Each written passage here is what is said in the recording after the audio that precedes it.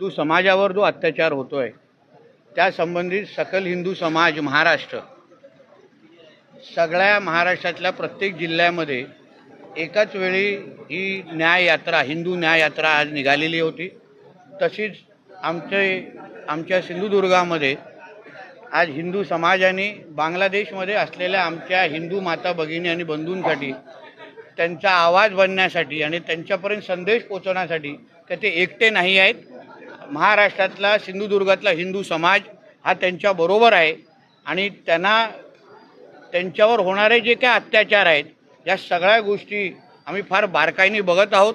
पण त्याचबरोबर आम्हाला आमचे देशाचे पंतप्रधान आदरणीय मोदी साहेब यांच्या नेतृत्वावर प्रचंड विश्वास आहे। आम्हाला विश्वास आहे की मोदी साहेब कुठल्याही हिंदूवर कुठल्याही पद्धतीचे अत्याचार व्हायला देणार नाही एवढा विश्वास आमच्या मनामध्ये निश्चित पद्धतीने आहे। आणि ह्या न्याययात्रेच्या निमित्ताने तोच संदेश सकल हिंदू समाज सिंधुदुर्ग म्हणून आम्हाला तिथपर्यंत पोहोचवायचा होता। तुम्ही भाषणात एक मुद्दा मांडला, पंतप्रधानांना तुम्ही विनंती केली की देशातल्या पोलिसांचे बाजूला करा। एकाही 5 मिनिटं संख्येच्या अनुसार बोललो, कारण का आम्हाला त्यांना ठेचून संपवण्यासाठी 5च मिनिटं खूप आहेत, कारण ते संख्येने एवढे जास्त बांगलादेशी आणि रोहिंगे नाही आहेत। म्हणून मोदीजींनी परवानगी दिली तर 5 मिनिटाचं ते काम करण्यासाठी हिंदुत्ववादी कार्यकर्ते म्हणून आम्ही तयार आहोत।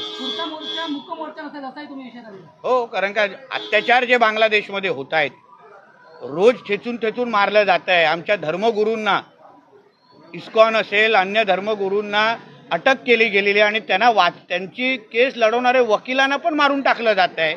आमच्या माता भगिनींवर सामूहिक बलात्काराचे घटना वाढत चाललेल्या आहेत। या बौद्ध समाजाच्या मूर्त्या विटंबना केली जात आहेत, बौद्ध समाजाला टार्गेट केलं जात आहे।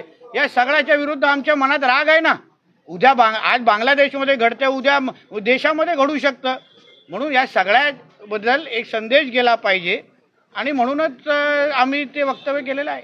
भाषणामध्ये आपण असंही म्हटलं की 2 आपत्ती असेल तर त्यांना जी लाडकी बहीण योजनेतून बाहेर काढावं आणि आदिवासी समाजातील लोक 2 आपत्तीपेक्षा जास्त असेल, कारण का एका बाजूला मतदान करत असताना मोदीजी नको, हिंदुत्ववादी विचाराचं सरकार महायुती सरकार नको, पण अन्य वेळी आमच्या प्रत्येक शासकीय योजनेचा लाभ घेणारे मुसलमान समाजाचे कुटुंबे असतात। मग तुम्हाला अगर तुमचा धर्मच महत्त्वाचा असेल मग तुम्ही लाभ कशाला घेता? आणि मुख्यमंत्री लाडली बहीण योजनेमध्ये जे लाभार्थीची यादी आहे त्याच्यात बघितलं, त्याच्यामध्ये जास्त लाभार्थी हे त्याच संख्येचे दिसत आहेत। म्हणून मी आदरणीय मुख्यमंत्री देवेंद्र फडणवीसजींना आम्ही विनंती करणार आहे, फक्त आमच्या आदिवासी समाजाला बाजूला म्हणजे वगळून बाजूला ठेवून अन्य ज्यांना 2 पेक्षा जास्त अपत्य असतील त्यांना त्या योजनेमधून वगळावं, मुख्यमंत्री लाडली बहीण योजनेत, जेणेकरून जास्तीत जास्त हिंदू समाज आणि त्याचबरोबर जे सरकारला मतदान करतात, मोदीजींच्या नेतृत्वावर विश्वास ठेवतात, महायुती आणि आमच्या देवेंद्रजींच्या विचारावर विश्वास ठेवतात, त्यांनाच आमच्या योजनेचा लाभ भेटला पाहिजे।